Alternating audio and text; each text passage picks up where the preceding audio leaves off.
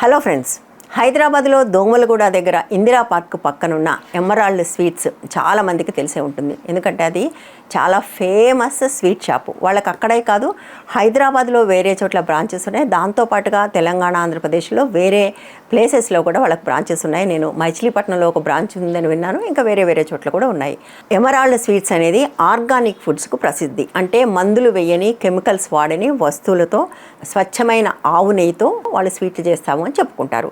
అక్కడ కేవలం స్వీట్లు మాత్రమే కాదు, గోమూత్రము, మిల్లెట్స్ ఇలాంటివన్నీ కూడా అమ్ముతూ ఉంటారు. దాని ఓనర్ అయిన విజయరామ్ ఒరిజినల్గా బొమ్మలు వేసుకునేవాడు అడ్వర్టైజింగ్ ఏజెన్సీలో. ఆ తర్వాత ఆయన ఈ బిజినెస్ పెట్టాడు. ఇప్పుడు ఆయన న్యాచురల్ ఫార్మింగ్లో ఎక్స్పర్ట్. న్యాచురల్ ఫార్మింగ్కి సంబంధించి వర్క్షాప్స్ అవి కూడా చేస్తుంటాడు. దేశం అంటాడు, ధర్మం అంటాడు, సంస్కృతి అంటాడు, సాంప్రదాయం అంటాడు. నాకు నిజంగా ఆయన మీద చాలా గౌరవం ఉండేది. ఆ స్వీట్ షాప్ని విపరీతంగా ప్రమోట్ చేసిన వాళ్ళలో నేను కూడా ఉన్నాను.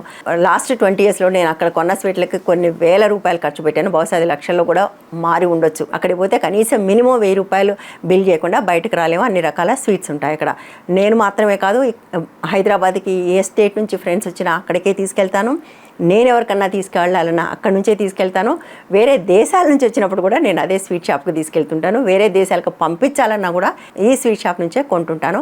ఎందుకంటే ఆ స్వీట్ షాప్ అంటే నాకు అంత నమ్మకం.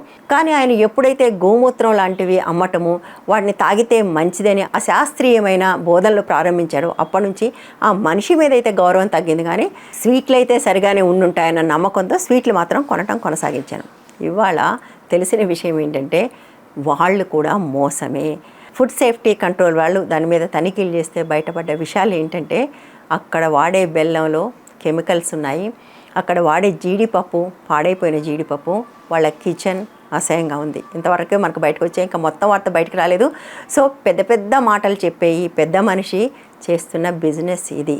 సరిగ్గా పతంజలి లాగానే పతంజలి దేశీ ఆవు నెయ్యి అని ఏదైతే అమ్ముతాడో అందులో ఆవు లేదు, దేశీ లేదు, ఉత్త నెయ్యి మాత్రమే. ఆ నెయ్యి కూడా దేశ విదేశాల నుంచి తెప్పించిన బట్టర్ని కరగబెట్టి చేసిన నెయ్యి. మీరు దీనికి సంబంధించి నేను చాలా డీటెయిల్డ్ వీడియో ఒకటి చేశాను. పూర్తి డీటెయిల్స్ కావాలంటే ఒకసారి అది కూడా చూడండి. సో వీళ్ళ మోసాలని బయటపడకుండా చేయడానికి వీళ్ళు అనుసరించే మార్గాలు దేశము, ధర్మము, సంస్కృతి, సాంప్రదాయం ఈ మాయ చేసి మీకు వాళ్ళు అంటగట్టే సరుకులు ఇవి. ఈ వీడియో మీకు నచ్చితే లైక్ చేయండి, తప్పకుండా అందరికీ షేర్ చేయండి. దాంతోపాటుగా ఛానల్ని సబ్స్క్రైబ్ చేయకపోతే తప్పకుండా సబ్స్క్రైబ్ చేయండి. ఛానల్ నడవటానికి మీ సహాయం అందించండి. మెంబర్స్గా చేరి మరో వీడియోతో మళ్ళీ కలుద్దాం. Thank you.